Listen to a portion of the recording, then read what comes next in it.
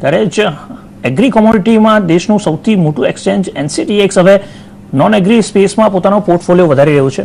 તેના મુજબ એક્સચેન્જ સોનામાં ટ્રેડિંગની એક નવી પ્રોડક્ટ લોન્ચ કરવા જઈ રહ્યું છે. તેનું નામ છે ગોલ્ડ નાવ.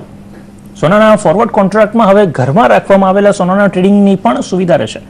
આ સંપૂર્ણપણે ડિલિવરી બેઝ કોન્ટ્રાક્ટ રહેશે અને તેમાં 1 કિલોગ્રામ અને 100 ગ્રામ સોનાની સુવિધા આપવામાં આવી છે, જેનું સેટલમેન્ટ T+1 અને T+2ના આધારે થશે. ગોલ્ડ નાવ માટે NCDEXએ દેશની ગોલ્ડ રિફાઇનરી સાથે કરાર પણ કર્યો છે. પશ્ચિમ ભારતમાં અમદાવાદ અને મુંબઈ ડિલિવરી સેન્ટર બનાવવામાં આવ્યા છે, તો ઉત્તર ભારતમાં દિલ્હીને ડિલિવરી સેન્ટર બનાવવામાં આવ્યું છે.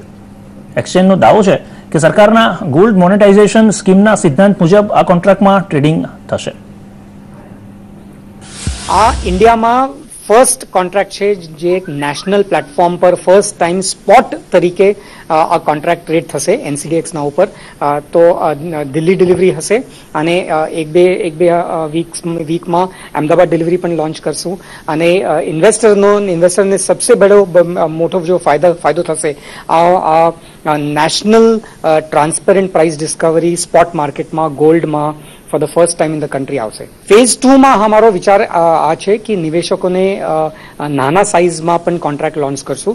અત્યારે અમારો મિનિમમ કોન્ટ્રાક્ટ સાઇઝ છે 100 ગ્રામ.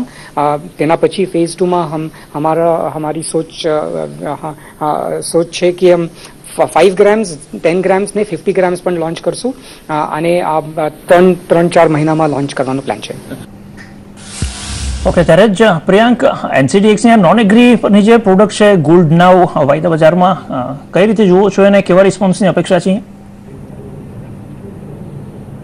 જો અત્યારે પહેલા એકવાર લોન્ચ થાય અને પછી આપણે જોવું પડશે એમાં કે લિક્વિડિટી કેવી આવે છે અને એ આવતા થોડો ટાઈમ લાગશે. તો એ એકવાર લોન્ચ થાય અને પછી લિક્વિડિટી કેવી રીતે રહે છે અને પ્લસ પ્રાઇસ ડિસ્કવરી કેવી રીતે થાય છે એ જોવું જરૂરી છે અને એ પછી આપણે એક ક્લેરિટીનો કોલ લઈ શકશું.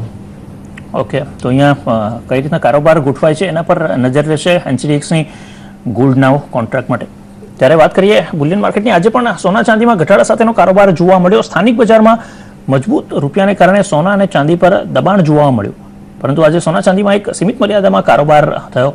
અમેરિકામાં બેરોજગારીના સાપ્તાહિક આંકડા પણ આવવાના છે અને આવતા સપ્તાહે નોન ફાર્મ પેરોલ ડેટા પણ આવશે અને તેને કારણે પણ સોના પર દબાણ જોવા મળી રહ્યું છે. આંતરરાષ્ટ્રીય બજારમાં સોનું $1187 નજીક કારોબાર કરી રહ્યું છે, જ્યારે સ્થાનિક બજારમાં સોનું 26,850ની નજીક કારોબાર કરી રહ્યું છે. કેવો વ્યૂ લઈ રહ્યા